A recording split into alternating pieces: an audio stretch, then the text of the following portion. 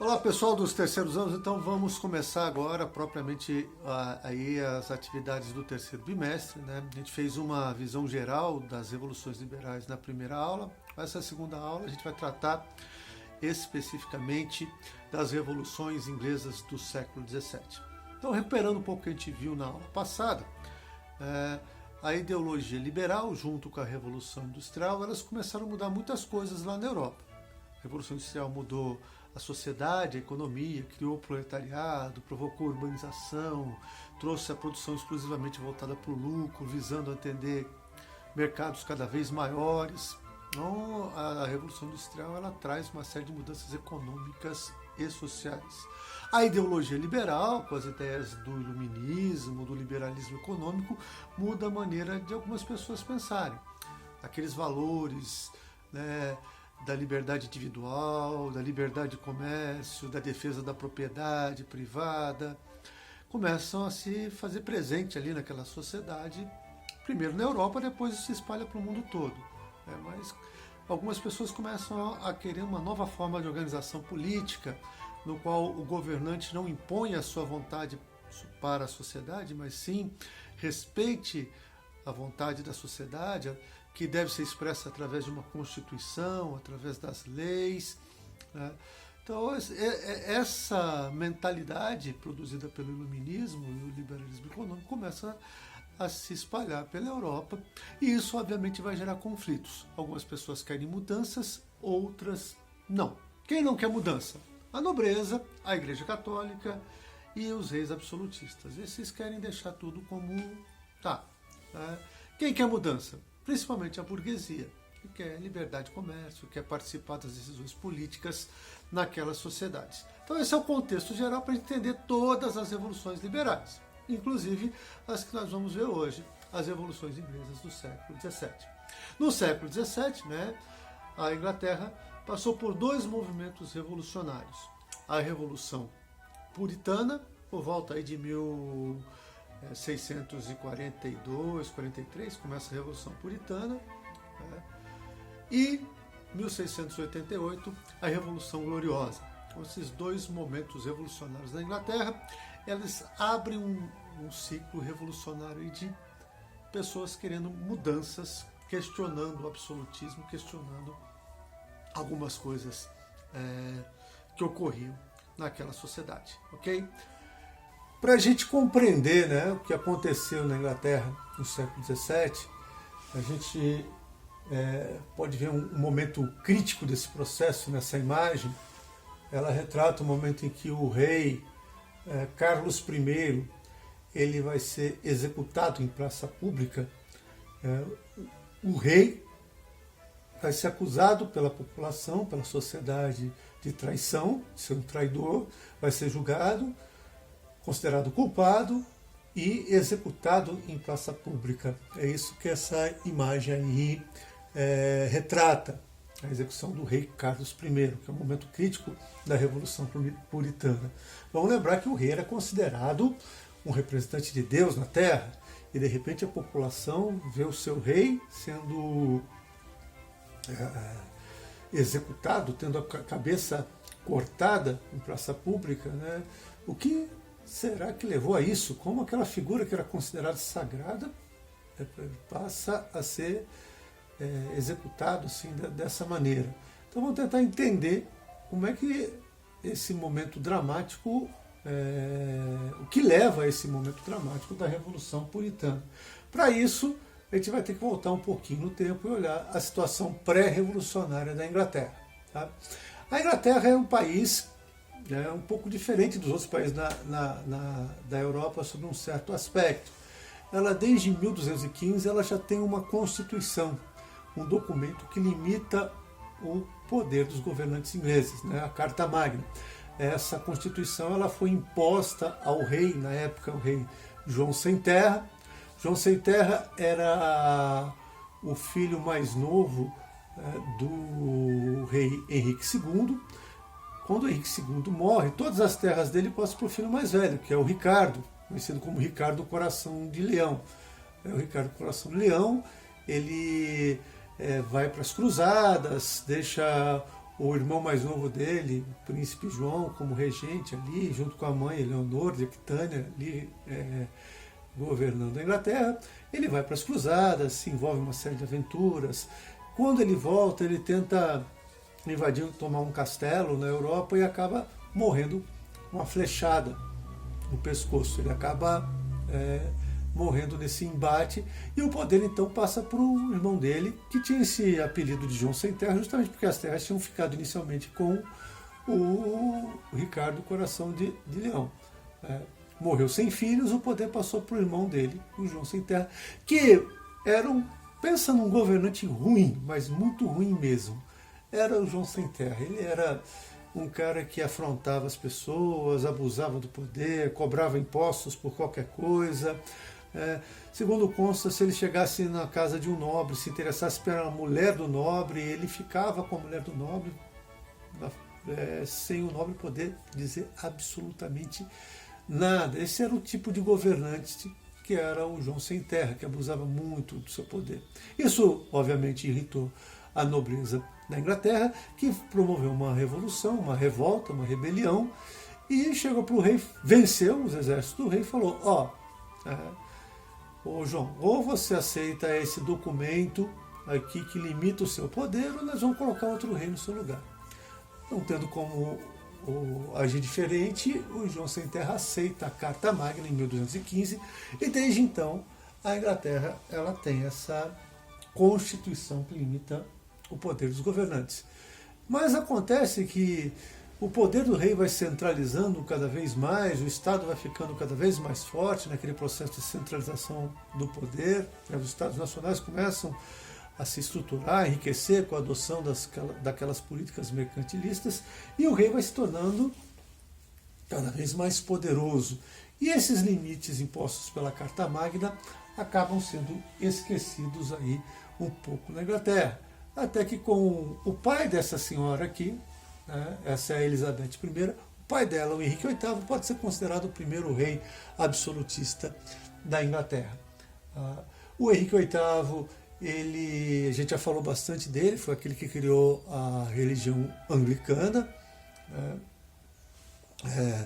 proibiu todos os católicos de serem católicos, obrigou todos a se converterem ao anglicanismo, e quando ele morre, o Henrique VIII, ele tem uma sucessão bastante complicada. Primeiro assume um filho bastardo dele, o Eduardo.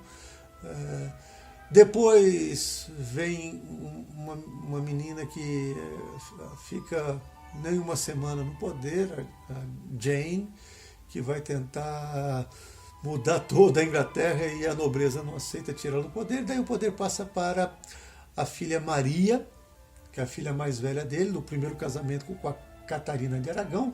A Maria, que era extremamente católica, então se o pai dela perseguia os católicos e obrigava todo mundo a se tornar anglicano, seguir o anglicanismo, a Maria, que vai ser uma das sucessoras dele, vai fazer o contrário, vai começar a perseguir os anglicanos e obrigar todo mundo a se tornar católico de novo.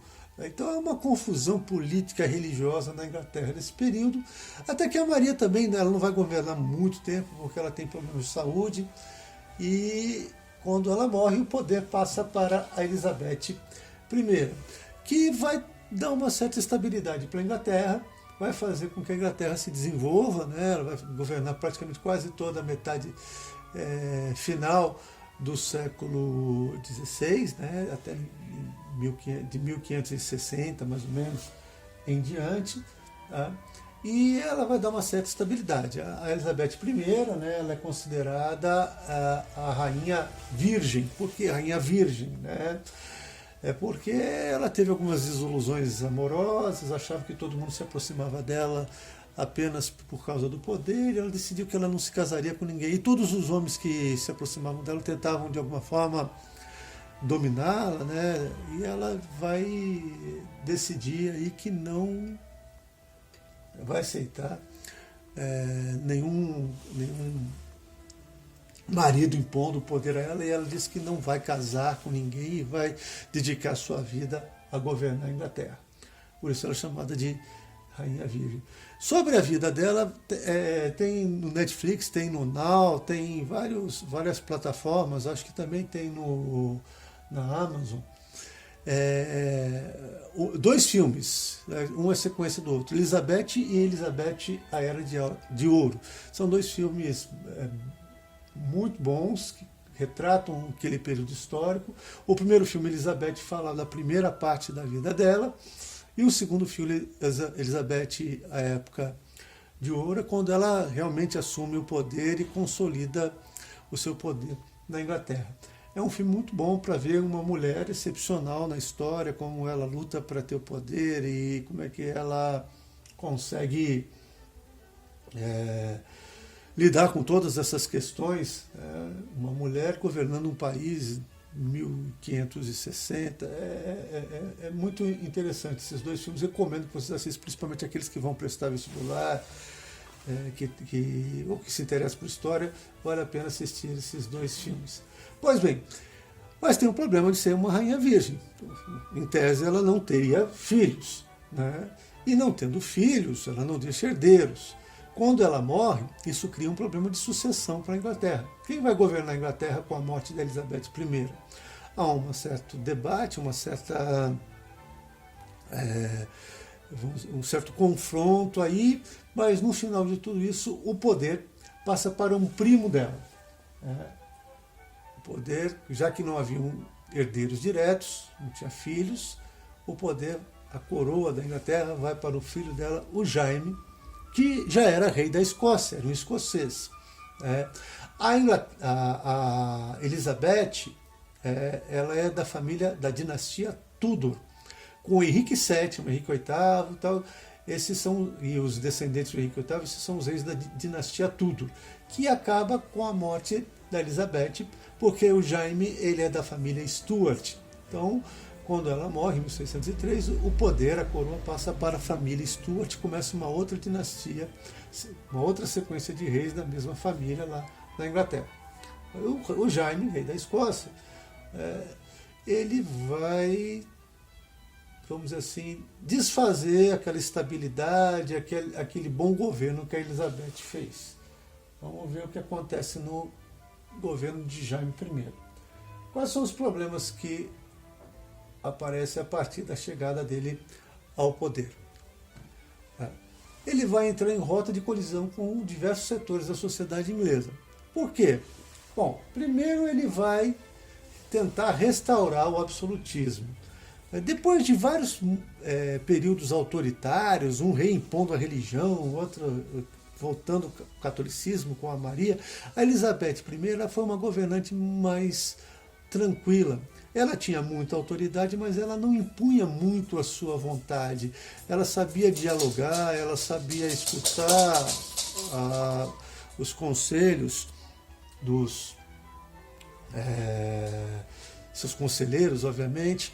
Então ela fez um governo que não poderia ser caracterizado assim como um absolutismo, porque ela era muito negociadora. Ela não impunha a sua vontade. Mas o Jaime não, ele quer impor a sua vontade. Nada pode ser diferente daquilo que ele quer.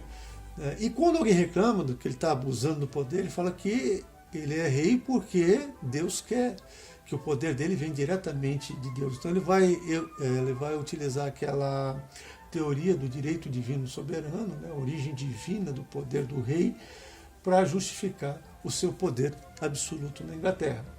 Então os ingleses que estavam já acostumados, foi um longo reinado da Elizabeth I, com uma certa liberdade, com uma certa flexibilidade do governante, negociando suas questões, começam a estranhar essa volta do absolutismo aí que o Jaime quer impor. E vamos lembrar que nem inglês ele é, escocês. Outra coisa, aferrado muito naquela disputa religiosa, ele vai trazer de novo perseguições religiosas para a Inglaterra. Ele que vai fazer uma aliança com os anglicanos e os católicos, ele começa a perseguir os puritanos. Vamos lembrar, os puritanos são os calvinistas lá na Inglaterra, que começam a ser perseguidos pelo Jaime I. Se eles estavam no posto de comando, a Elizabeth não tinha problema. Se tivesse um puritano que fosse capaz de governar, ela colocava lá. no governo dela, não tinha problema para ela. Agora o Jaime começa a expurgar, começa a retirar todos os puritanos dos seus dos cargos de governo, começam a proibir a prática do puritanismo. Vamos lembrar que é nesse momento que alguns puritanos saem isso daí a gente vai ver na próxima aula. É nesse momento que alguns puritanos, fugindo de perseguições religiosas lá na Inglaterra, saem da Inglaterra e vão para os Estados Unidos montar uma colônia lá. Vão colonizar. Vão colonizar por quê? Vão sair da Inglaterra por quê? Para poder exercer a sua religião livremente, porque na Inglaterra eles estão sendo perseguidos. Ora, se o cara quer ser absolutista, ele vai ter que ter uma corte, ele vai ter que ter pessoas adulando ele, vai ter que ter banquetes, festas. Isso exige recursos. Ele então começa a cobrar novos impostos. Ele aumenta a carga de impostos em cima da sociedade. Mas para quê? Para devolver um serviço para a sociedade? Não. Para financiar o luxo de uma corte que vai ficar adulando esse governante, o Jaime I, o escocês que está governando a Inglaterra. Obviamente, tudo isso vai gerar divergências com o parlamento. A Inglaterra tinha um parlamento, né, desde a Idade Média, okay? E os parlamentares eles começam a criticar essa posição do Jaime I. Então, durante todo esse governo Jaime I, é um confronto muito grande entre o parlamento e o rei. Mas, obviamente, o rei, tentando impor seu poder, ele sai ganhando nessa disputa. Certo? Em 1625, o Jaime I morre. E aí assume o filho dele, o Carlos I. Aí sim, tudo pode melhorar, né? Porque sai um rei, entra outro, o novo rei pode ser melhor do que o primeiro. Mas não foi o caso, né, do Carlos I. Né? O Carlos I vai piorar um pouco a situação deixada pelo seu pai. Ele vai... o Carlos I aí. Ele vai impor a religião anglicana aos puritanos. Ele vai exigir que os puritanos se convertam ao anglicanismo. E os puritanos não vão aceitar isso, porque eles acham que o anglicanismo ainda é muito próximo do catolicismo. Então, ele vai recriar, vai aumentar impostos, ele vai ter uma criatividade muito grande para cobrar da população. E quando o parlamento reclama disso, ele vai fechar o parlamento, fecha o parlamento, prende seus líderes. Isso cria uma tensão, não entre o parlamento que foi fechado, mas entre os parlamentares, entre parte da nobreza e o rei. Há uma tensão muito grande entre a nobreza e o rei. A nobreza começa a questionar muito fortemente as medidas do Carlos I. Ou seja, são governantes muito impopulares. Né? Muito impopulares. Tanto o pai dele como ele. Então, os Stuarts não são vistos com bons olhos ali na Inglaterra. Bom, esse é o quadro político, mas algumas questões econômicas também servem aí de pano de fundo para um descontentamento da burguesia. Tanto Henrique VIII como Elizabeth I, elas promoveram um grande desenvolvimento comercial da Inglaterra. Foi um período de grande desenvolvimento do comércio ali. A Inglaterra, antes dos dois, a Inglaterra ela era uma ilhazinha. Portugal, Espanha, França eram monarquias muito mais desenvolvidas e poderosas que a monarquia inglesa, que inclusive estava até pouco antes aí do Henrique VIII, né? O Henrique VII que acaba com a Guerra das Duas Rosas e tal. Então, e muito tempo a Inglaterra tentando se apossar os soberanos ingleses tentando se apossar do trono da França, né, na Guerra dos 100 Anos, tudo isso faz com que a Inglaterra vá ficando para trás. O Henrique VIII e a Elizabeth I conseguem reverter um pouco esse isolamento, essa falta de comércio que havia na Inglaterra. É dessa época do Henrique VIII e da Elizabeth I que os cercamentos começam a correr solto na Inglaterra, produção de tecidos e tal.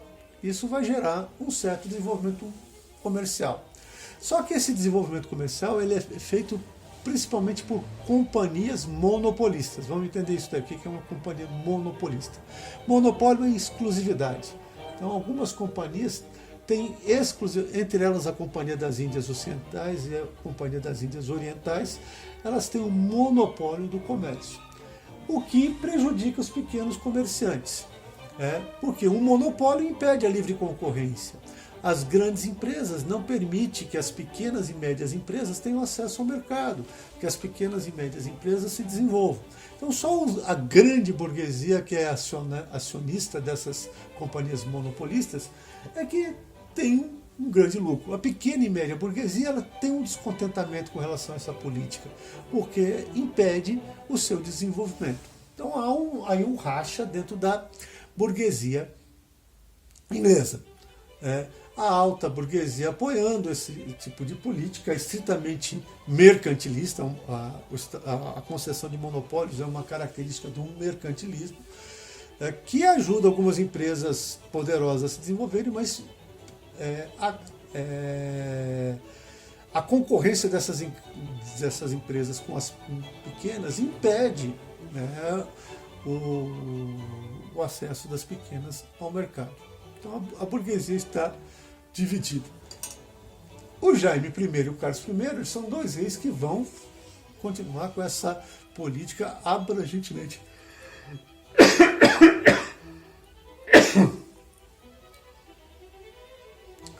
O Jaime I e o Carlos I são dois reis que vão continuar com essa política abrangentemente mercantilista.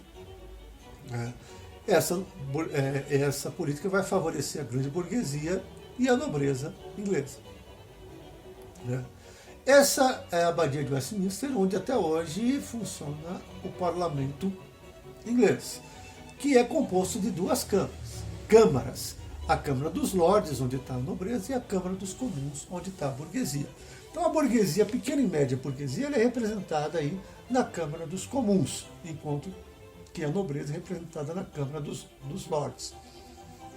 São as duas partes do parlamento inglês. Então, nós temos o seguinte quadro. Um rei muito impopular, que cobra muitos impostos, abusa do seu poder. Um parlamento que não existe mais, está fechado, mas a insatisfação com esse autoritarismo está presente na Inglaterra. Então, há um descontentamento muito grande.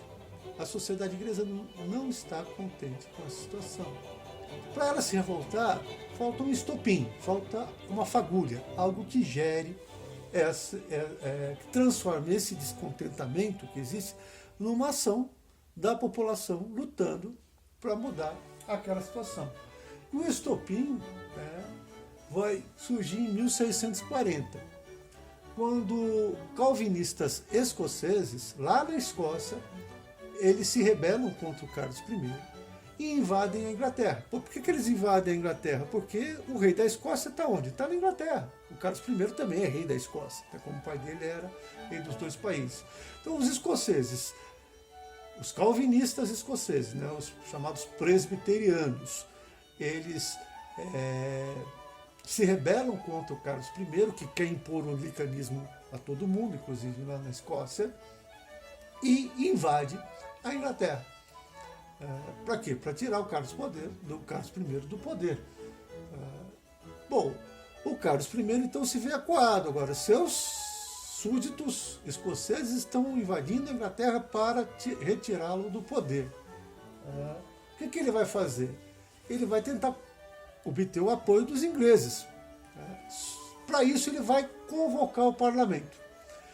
Ele vai reconvocar o parlamento, que ele mesmo tinha fechado, para tentar comprar o apoio dos ingleses. Quando ele faz isso, ele dá um tiro no pé, porque no parlamento, aquelas insatisfações, principalmente dos puritanos, que não querem se converter ao anglicanismo e que fazem parte da burguesia inglesa, eles vão manifestar toda a insatisfação que eles têm perante a dinastia dos Stuart, do Jaime e do Carlos. Então o parlamento se torna uma caixa de ressonância. Toda a crítica, toda a revolta, principalmente dos comerciantes, e grande parte dos comerciantes, eles seguem o puritanismo, lembra? Os puritanos são os calvinistas. Calvino é calvinismo é aquela região.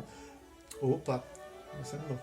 O calvinismo é aquela religião que falava que ser rico é bom, o comércio é bom. O comerciante que busca o lucro também faz a obra de Deus, falava o Calvino. Então, os comerciantes, eles se convertiam em massa ao puritanismo, que os puritanos são os calvinistas ingleses. Tá? E aí, o que vai acontecer? Em 1642 tem início uma guerra civil. Essa guerra civil é chamada de Revolução Puritana. Ela vai de 1642 a 1649. Então é um período de muitas transformações na Inglaterra. Quem está em guerra? É uma guerra civil, uma guerra interna dentro da Inglaterra. De um lado você tem o exército do parlamento. Eles são chamados de cabeças redondas. Olha que interessante. Por que cabeças redondas? Porque a nobreza que estava do outro lado, do lado do rei, eles usavam o cabelo comprido, os nobres, usavam o cabelo comprido, um monte de metaleiro, assim, cabelão compridão. Em protesto, os membros do exército do parlamento começam a cortar o cabelo curto. Então eles ficam com as cabeças redondas, né? Eles começam a quase raspar o cabelo. E por isso eles são chamados de cabeças redondas, porque por causa do corte de cabelo deles. Quem está aí nesse exército do parlamento? Quem são os cabeças redondas? Eles são membros da pequena e média nobreza, da burguesia e artesãos. E também membros das camadas mais populares também estão nesse exército do parlamento. Tá? Eles são liderados por um cara chamado Oliver Cromwell. Esse cara aí. Oliver Cromwell, daqui a pouquinho a gente vai falar um pouco mais dele. Ele é o grande líder aí da Revolução Puritana. Do outro lado, quem é que está? Do outro lado, você tem o exército dos cavaleiros. Nesse exército dos cavaleiros tem a antiga nobreza católica e anglicana, que dão apoio total ao rei. Uma imagem que mostra o armistício entre o rei e o exército liderado pelo Oliver Cromwell. Bom, quem vai ganhar essa disputa aí são os cabeças redondas, é o exército do parlamento. Eles vencem o exército dos cavaleiros e, primeiro momento, eles querem impor algumas restrições ao poder real. O Carlos I ele vai ser detido, vai ser preso no seu palácio, e o Oliver Cromwell, junto com Thomas Fairfax, que é o outro líder da Revolução Puritana, eles tentam fazer com que o Carlos I assinem uma constituição limitando o poder dele. Mas o Carlos I não aceita isso. O Carlos I ele vai tentar falar que só Deus pode limitar o poder dele. Então o Carlos I ele resiste em assinar um documento que limite o seu poder. Bom, isso vai aumentando a tensão entre os membros do parlamento que venceram a guerra e o Carlos que, apesar de ter perdido a guerra, não quer abrir mão nem um pouquinho do seu poder. A situação começa a ficar cada vez mais tensa, até que o Carlos, com a ajuda de alguns nobres, ele tenta fugir da Inglaterra, ir para a França e, com o exército francês, voltar e tomar o poder de novo. Só que ele é pego no meio desse processo, ele tenta fugir e dessa maneira ele é acusado de traição. O rei ele descumpriu o que foi acordado quando ele se rendeu lá para as forças, quando ele foi derrotado.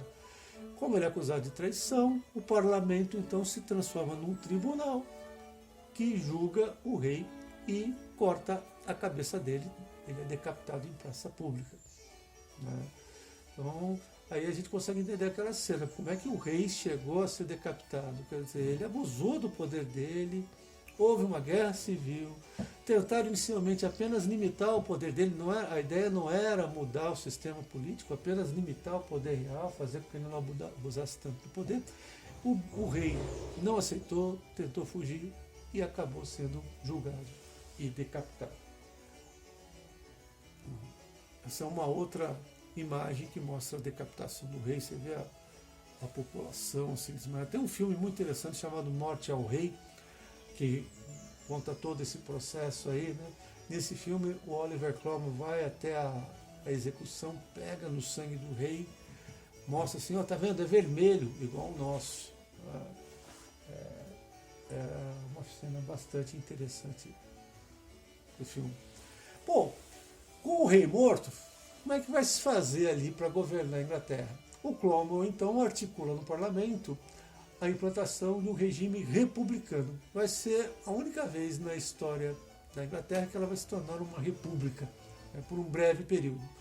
Então o Cromwell ele vai governar em um regime republicano. Só que o Cromwell percebe que aquela adoração ao rei, aquele símbolo, que é próprio da sociedade inglesa até hoje, né, eles adoram aquela questão da família real e tal. Embora a família real não tenha o poder mais nas mãos, o poder está exercido pelo primeiro-ministro, né? Mas os ingleses eles têm essa questão da monarquia muito entregada na sua cultura. O Cromwell ele percebe isso, mas tenta criar essa situação dentro de um regime republicano. Né? E aí ele vai se auto-intitular Lorde Protetor e vai governar com base em uma ditadura. Ele vai abusar tanto do poder quanto o seu antecessor.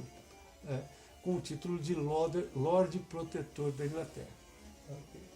Bom, só que ele vai abusar do poder no sentido de beneficiar muito a burguesia.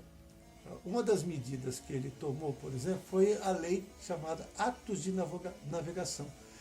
Era uma lei que dizia o seguinte, né, que para tirar ou trazer mercadorias para a Inglaterra, isso só poderia ser feito por navios ingleses. Antes eram os holandeses que transportavam essas mercadorias que chegavam na Inglaterra e saíam da Inglaterra e iam para outros países. Eram os holandeses que faziam esse transporte. Com os atos de navegação, o Oliver Cromwell fala, não, só navios ingleses poderão fazer isso. Era uma maneira dele estimular a construção de uma indústria naval na Inglaterra e que deu muito certo, de um lado. A Inglaterra mais tarde vai se tornar grande potência naval da Europa, graças aos atos de navegação do Cromwell. Só que isso vai gerar uma guerra com a Holanda. A Inglaterra vai entrar em guerra com a Holanda por causa disso daí. No final, a Inglaterra vence e nesse momento ela passa a Holanda. Até esse momento, a Holanda estava muito à frente da Inglaterra. Quando a Inglaterra vence a Holanda, então, em termos de hegemonia, em termos de controle sobre o comércio, sobre as relações internacionais naquele momento lá, a Inglaterra se torna, agora nesse momento, mais influente do que a Holanda, a partir do momento que vence a guerra contra a Holanda. Isso daí é o Porto de Londres, né? Vamos lembrar que Londres fica no interior da ilha, mas o rio Tâmisa permite que as mercadorias cheguem até o interior. O Oliver Cromwell também vai perseguir os seus inimigos políticos e a perseguição vai se dar contra os monarquistas que apoiam o rei, mas vai se dar também contra algumas camadas que ajudaram ele na sua guerra civil. Ele teve muito apoio de uma camada mais pobre, ou mesmo não de uma camada mais pobre, mas de alguns artesãos, uma camada mais trabalhadora que vive do seu próprio trabalho, né?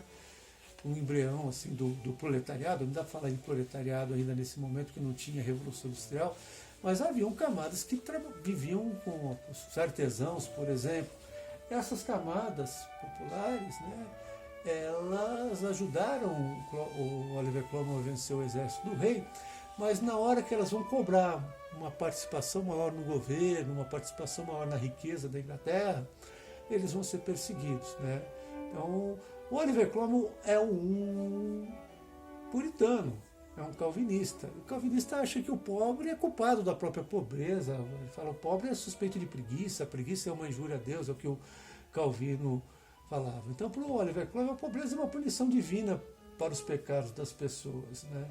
E ele vai ter um desprezo muito grande com relação aos movimentos populares. A gente pode destacar aí dois movimentos populares. os niveladores, ou levelers, level é nível em inglês, os niveladores também chamam em inglês levelers, eles eram uma camada média urbana, formada de artesãos, sapateiros, vidraceiros, pedreiros e tal, que eles queriam, niveladores porque eles queriam nivelar a riqueza, eles queriam fazer uma distribuição melhor de riqueza na Inglaterra e queriam aproveitar a Revolução para isso. Só que o Oliver Cromwell não aceitou a posição deles. Havia também entre eles os diggers, que eram os escavadores. Os diggers eram uma população mais excluída ainda. Os diggers, eles eram mais pobres, tal, e eles queriam apenas ter um pedaço de terra para si, para poder sobreviver. Então, tanto diggers quanto niveladores que estiveram do lado do Oliver Cromwell acabaram sendo punidos por ele. Eu esqueci de falar uma coisa, que às vezes cai em vestibular. O Oliver Cromwell, ele teve muito sucesso em vencer o exército dos cavaleiros, o exército do rei, por implantar uma coisa que foi conhecida como New Model Army, um novo modelo de exército. Qual é o novo modelo de exército do Oliver Cromwell? É simplesmente o fato de que o cara não vai ser comandante das tropas porque é nobre. Ele vai ser comandante das tropas porque é capaz, porque tem habilidade, tem conhecimento, tem tática, tem liderança. Então, no exército do Oliver Cromwell, no New Model Army, os postos de comando eram conferidos às pessoas não pelo título de nobreza, diferente no exército cavaleiro era assim. O cara era nobre, para ser comandante ele tinha que ser nobre. No exército do Oliver Cromwell não, bastava o cara ser capaz. Isso gerava uma situação que muitas vezes pessoas pobres, elas passavam a ter uma situação dentro do exército de comando sobre pessoas nobres, pessoas... Isso para aquela época era uma coisa muito inovadora, uma coisa muito diferente e que garantia um pouco o sucesso militar do Oliver Cromwell. Bom, mas o Oliver Cromwell, então, ele se torna um ditador e o governo dele vai intensificar o desenvolvimento da burguesia, vai formar uma marinha mercante muito importante para a Inglaterra. Ele vai começar também, ele vai conquistar a Jamaica, ele tem uma política de anexação, mas, por outro lado, ele vai ser tão cruel contra os seus adversários políticos. Ele não representa uma revolução da população, pelo contrário, a população mais pobre vai ser muito perseguida e muito sofrida na mão dele. Quando ele morre, ele tenta passar o poder para o filho dele. Mas o filho dele não tem a mínima habilidade política, é rapidamente retirado do poder, e isso permite a volta de novo do absolutismo. Então, quando o Oliver Cromwell morre, é o fim da República. A República morreu com ele. O filho do Carlos I, Carlos II, que estava na França, volta com o apoio do exército francês e retoma o poder, reestabelecendo o absolutismo. Então há uma restauração do absolutismo na Inglaterra. Por isso que tem uma outra revolução depois. Então a Revolução Puritana, ela muda algumas coisas, mas a forma de governo, por exemplo, que ela implanta uma república, ela não vinga. Com a morte do Oliver Cromwell, a república desaparece, volta o absolutismo. O poder passa para Carlos II. Vou fazer um parênteses aí. Carlos II, a gente pegar o frontispício do Leviatã, do Thomas Hobbes, já falando dos Thomas Hobbes, vocês já estudaram provavelmente filosofia em sociologia, o Thomas Hobbes, defensor do absolutismo, mas criador da questão do contrato social, assim, da ideia de contrato social e da ideia de estado-natureza, que depois os iluministas vão dar um outro significado para isso, mas está lá em Hobbes a origem tanto da ideia de estado-natureza quanto de contrato social. O frontispício do contrato social é uma imagem do Carlos II. Carlos II é um modelo de governante absolutista na cabeça do Thomas Hobbes. E de fato Carlos II foi um governante absolutista, perto dos parentes dele, aí, dos Stuarts, bastante interessante, assim, no sentido de que ele não abandonou o absolutismo, mas ele conseguiu fazer um absolutismo não em benefício de si próprio, mas abusando do poder em benefício de uma certa ordem para todo o país da Inglaterra. Vamos lembrar que o Thomas Hobbes passou por todo esse processo da Revolução Gloriosa, dessas brigas de religião. Foi um processo muito turbulento, muito complicado, e de fato viver numa época assim não deve ser muito bom. Quem passa por um processo de tanta turbulência talvez fique muito tentado a aceitar uma solução que venha de cima, uma solução autoritária, que o Thomas Hobbes defendia como absolutismo. Mas o Carlos II era um modelo de governante absolutista. Bom, nesses governos do Carlos II e do Jaime II houve uma aproximação com a França. Os ingleses eram muito reticentes com a França, mas os escoceses não. Vamos lembrar que os Stuarts eram escoceses. Houve sempre uma proximidade entre os reis escoceses e os franceses. Voltou o favorecimento aos católicos e anglicanos, os puritanos que tomaram o poder durante uma época na República do Oliver Cromwell, eles são afastados do poder de novo, são perseguidos novamente. E volta o governo autoritário. Isso, obviamente, vai gerar um novo descontentamento e uma nova revolta da burguesia inglesa. O rei foi deposto e substituído.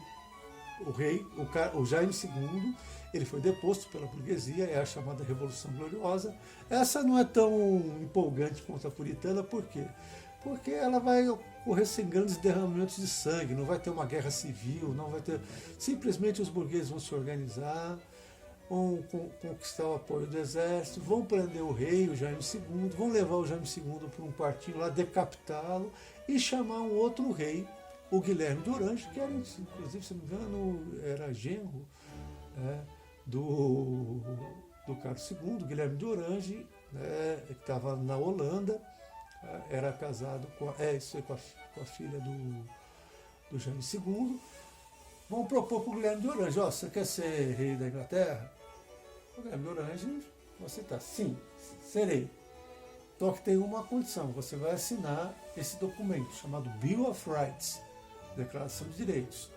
O que é a Bill of Rights? É uma constituição. Vai falar: Guilherme de Orange, você vai governar a Inglaterra, só que você não vai ser mais absolutista, você tem que seguir o que essa constituição manda, esse Bill of Rights, e toda vez que você for tomar uma decisão muito importante, o parlamento tem que ser consultado. E se o parlamento não aprovar, você não vai adotar.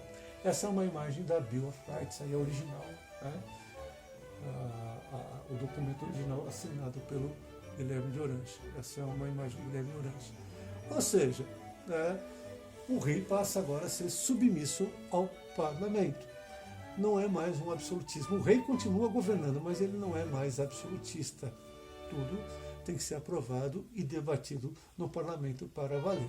Isso em 1688. Por isso que muitos, a Revolução Gloriosa ganhou o nome, senão porque não houve derramamento de sangue. Por isso que muitos iluministas que conheceram a Inglaterra, como Voltaire, o próprio John Locke, ele participou do governo do Guilherme de Orange, ele é dessa época, o John Locke, mas muitos iluministas como o Diderot, o Voltaire, que conheceram a Inglaterra, mesmo do Sul, eles admiravam a Inglaterra. Por que admiravam? Porque lá o rei não era mais absolutista, o parlamento debatia, a burguesia tinha influência, e isso fazia com que a Inglaterra fosse muito bem vista pelos pensadores iluministas aí ao longo do século XVIII. Então, fechando isso daí, essa é uma imagem não daquela época posterior, mas que representa como os trabalhadores viram aí essas evoluções liberais, entre elas a Revolução Inglesa. Né? Elas representam os alicerces do triunfo do capitalismo burguês. Então as revoluções liberais são a vitória da burguesia capitalista. É isso que elas representam. Não é um movimento popular, uma revolução popular, mas um movimento de parte, no caso da Inglaterra, de parte da nobreza e da alta burguesia para poder governar. Isso é uma questão importante também. Na Inglaterra, nobreza e burguesia é muito complicado, porque os nobres donos de terra eles vão começar a fazer os cercamentos e a ganhar dinheiro com as terras, e incentivar a produção de lã, né, a criação de ovelhas, e vão investir esse dinheiro que eles ganham aí na produção manufatureira. Então, na Inglaterra, há uma certa mistura aí entre nobreza e burguesia, o que não ocorre na França. Na França, nobre é nobre, burguês é burguês. O nobre não vai fazer trabalho de comércio ou qualquer outra coisa na França, mas na Inglaterra isso é meio complicado. Então, essas revoluções todas, inclusive a Revolução Gloriosa e a intenção napolitana, é ser um fator emancipatório do capitalismo, do desenvolvimento. Então surge a sociedade retratada nessa imagem aqui. Esse é um diagrama do capitalismo sobre a sociedade industrial trabalhadora, então, na visão dos trabalhadores. Esses caras aqui estão falando, nós mandamos em vocês. We rule you. Daí, os de baixo aqui, nós enganamos vocês. We fool you. A igreja, né? Os soldados, nós atiramos em vocês. E eu já vi, vendo aí a atuação de algumas polícias, tanto nos Estados Unidos como em São Paulo, com a população mais pobre, que a gente tem visto ultimamente, parece que não mudou muita coisa. Embaixo aqui a burguesia, nós comemos por vocês. E no pé da pirâmide aí os trabalhadores, a pirâmide do sistema capitalista, os trabalhadores falando, nós alimentamos todos vocês, nós trabalhamos por todos vocês. Então já é uma visão, uma crítica de todo esse processo das revoluções liberais, inclusive das revoluções inglesas do século XVII. Ok? Muito detalhe e tal, mas quando cai em vestibular aí questões sobre as revoluções inglesas, elas são bastante gerais. O que elas representaram? Dificilmente pergunta algo assim específico sobre ela. Tá ok? Então, leiam o texto, é pouca coisa, façam os exercícios que eu vou pôr só para vocês gravarem e tal, isso é pouca coisa também. Tá? Estudem. E até a próxima semana, quando a gente vai estudar a Revolução Americana. Abraço.